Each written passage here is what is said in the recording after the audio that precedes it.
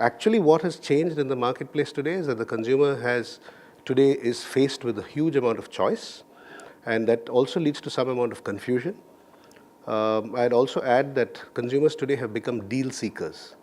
But saying all this, our business is growing very, very rapidly because gifting and gift cards are actually straddling the intersection or the crossroads between social and commerce. Gifting being a social activity, it's also a commercial activity. So it actually straddles the crossroads of social and commerce. So our business is growing, and we are very happy to see the increasingly connected consumer.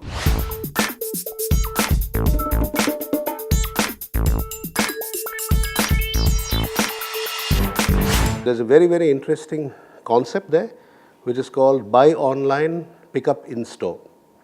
I think you'll find, it's called BOPIS, for short.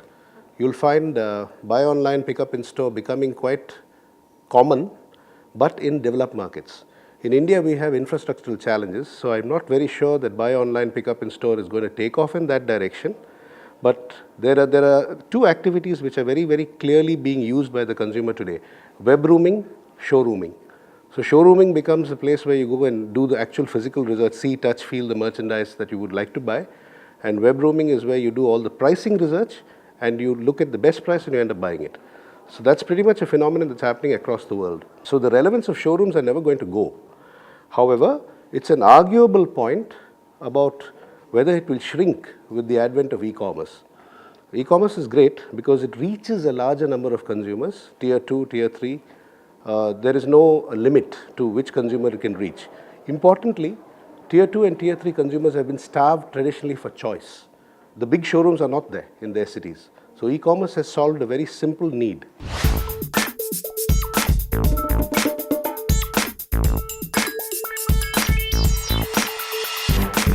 It's a very distinct possibility. They seem to prefer the pop-up model.